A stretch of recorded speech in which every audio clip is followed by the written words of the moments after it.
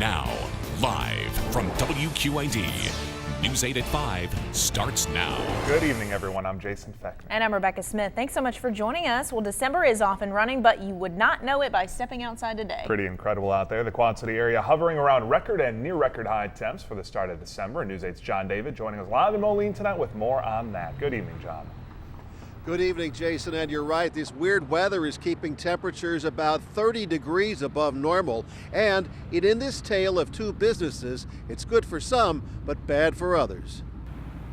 The view from the parking lot looks good at Ski Snowstar. That's where a bumper sticker proclaims, "Got snow." But the slopes are a different story. It completely removes the momentum you have. When it was cold, everybody was pumped and ready to get going, and now it's warm, so now you backpedal a little bit. This unusual surge of warm air reaches from sky to ground. After just 14 hours of snowmaking last week, the little bit left is disappearing. That's setting back its opening date at least a week. We need the ground to freeze, and when it's warm like this, it also warms up the water a little bit. From lack of snow to sand traps, this weird weather is confusing the seasons along with the sports. Busy. Place is packed. That's why warm weather is good for business at Sauke Golf Course in Rock Island. Randy Burton isn't sure when to put the clubs away. This is the third time I took them back out. So it's been bad, good, and it's good again today. Good enough for some golfers to get out the shorts. And great for business. By late morning, hundreds of golfers enjoying the weather. Busy enough to keep nearly 50 carts in motion. It's a rare treat, so just being out here and in the outdoors and being able to play is a great thing. Not so great yet at Ski Snowstar. The crew is keeping busy with other projects. But the lifts are looking pretty lonely. This is not the first time it's happened, and I'm sure it'll happen again, but we'll deal with it. Deal with a day that's all mixed up. And coming off a short season at Snowstar, Ed Meyer now hopes to open the week before Christmas, of course, weather permitting.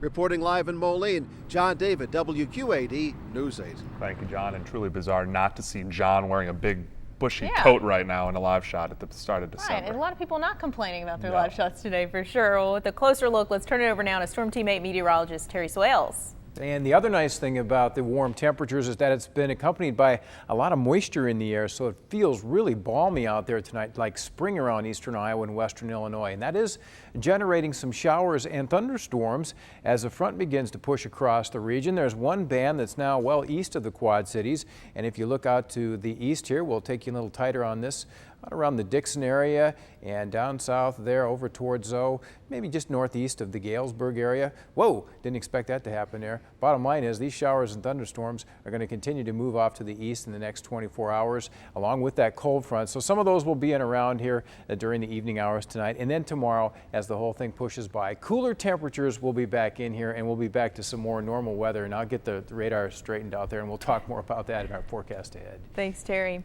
A Bettendorf woman is in jail tonight accused of stealing from a senior living facility. 33-year-old Melissa Smith was a nurse's assistant at the Fountain Senior Living Community at the 2700 block of Thunder Ridge Road in Bettendorf. Smith is accused of stealing more than $9,000 worth of money and jewelry from elderly victims living at the home. Smith faces 14 counts of theft. Fire investigators in Rock Island right now looking into what sparked a fire this morning at a duplex there. Smoke detector had gone off on the first floor of 1201 11th Street at about 9:30 this morning, alerting that resident to call 911. No one was home on the second floor, and when crews arrived, that's where they found the flames. Smoke detector alerted this gentleman and he was able to get out. If he would have fallen asleep or stayed asleep and it did not awaken him, it could have been a lot worse. This is the fifth fire in the Quad City area over the past 2 weeks now. Fortunately, no one was injured. Red Cross is assisting tonight. We are now hearing the 911 tapes involving the murder-suicide of NFL player Jovan Belcher. Police say the Kansas City Chiefs linebacker shot 22-year-old Cassandra Perkins to death inside the home they shared with their 3-month-old daughter. Belcher then drove to the stadium, police say, where he shot himself in front of his head coach and other team officials. ABC News has learned that the 25-year-old Belcher was a gun enthusiast who went target shooting with his girlfriend. I know that before she was pregnant that they like to go to the gun range and shoot, and that it was a lot of fun for them. The couple reportedly argued in the hours leading up to the shooting about a concert Perkins attended Friday night. They lived apart earlier this year but were back together by Thanksgiving. Belcher had no history of domestic violence and while playing football at the University of Maine, joined a group highlighting the issue of domestic violence. To Washington now, where late this afternoon Republican leaders delivered a letter to the White House, a counter-offer to keep the nation from plunging over the fiscal cliff at the end of the year. ABC's Karen Travers reports. Today, the White House had a request. What we hope for is some specificity from Republicans. Well, late this afternoon, they got it. House Speaker John Boehner and Republican leaders sent President Obama a counter-proposal to avoid the fiscal cliff. Their plan offers a total of $2.2 trillion in deficit reduction over the next decade. That includes $800 billion in new tax revenue, but no increases on the top 2% of earners. During a photo op today, the president ignored questions about Boehner's offer. But in a statement, the White House rejected the plan and said it has nothing new. Last week, Treasury Secretary Tim Geithner put out the administration's plan. It called for $1.6 trillion in tax increases, $400 billion in unspecified Medicare cuts, and no limit on how much the government can borrow. Republicans declared it dead on arrival. I was just flabbergasted. I looked at him and said, "You can't be serious." The stalemate centers on higher tax rates for the wealthy. Republicans say no way, while the White House says that must be part of a deal. If nothing is done by January 1st, income taxes will go up on almost all Americans. The 2% cut in payroll tax gone. And then the automatic spending cuts, $500 billion total, half at the Pentagon, half in domestic spending. ABC's Karen Travers reporting there now. Speaker Boehner will meet face-to-face with the president tonight as the White House hosts a holiday reception for lawmakers. We could learn this week whether or not the U.S. Supreme Court will take on cases involving same-sex marriage. The cases include a challenge to Proposition 8 in California, the voter-approved ban on same-sex marriage. The initiative came after California's Supreme Court ruled same-sex marriages were legal in the state in 2008. Proposition 8's passage put an end to the practice. A proposal could quiet loud train noises in Clinton, Iowa.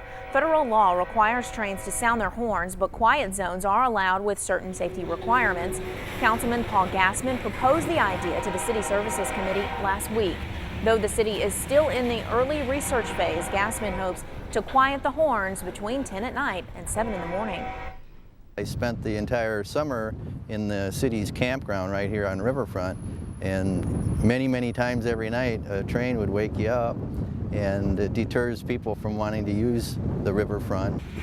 Gassman says the proposal would be a project for next summer at the earliest. A new exhibit is coming to the Putnam Museum that gives us a look inside the human body. The Bodies Revealed exhibit will showcase the impact of lifestyle choices on real preserved human bodies. The Putnam is teaming up with Trinity Regional Health Systems to bring this message of healthy living to the Quad Cities. We want to give all of our young people the greatest advantage in learning about the health of their body, and that the way they start out life now makes a real difference to the way that their body will serve them as their lifetime goes along.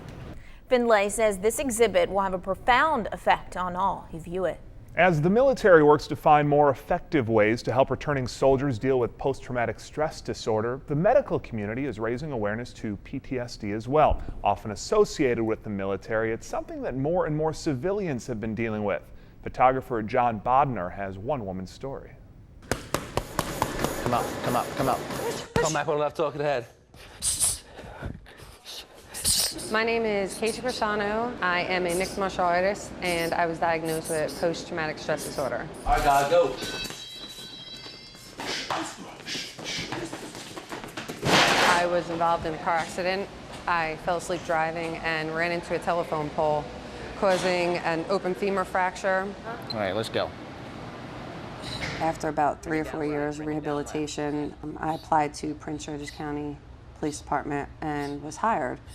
I was on patrol with a partner of mine, and we were going to a call, and he ended up getting shot in the head. I had a hard time dealing with that. One day at work, I just snapped. I had an extremely bad panic attack, anxiety.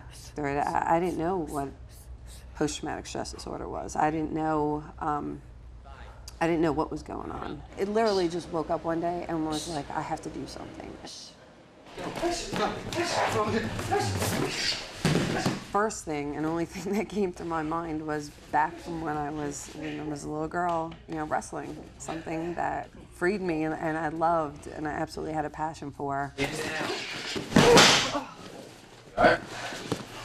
No.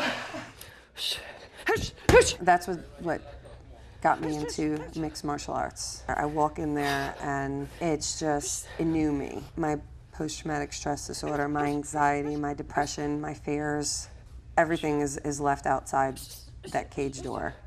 Right hand left hook, then a straight right. Jab. There was a time before, when I didn't know what was going on, where I was very much lost, and I don't know if I would have made it through that if I didn't reach out and grab onto something that I believe mixed martial arts saved me from a disaster. Come on. This is who I am, and I am going to be great at this, if not the best in the world. One time. Always contact your physician, of course, if you feel like you are dealing with PTSD. Some warning signs that you have nightmares about a single event, you feel guilty about surviving an event, or you just find it hard to feel safe. Well, 'tis the season for stress. Yes, it is. 3 things the pros say that you can do to avoid any holiday-related stress with Christmas right around the corner.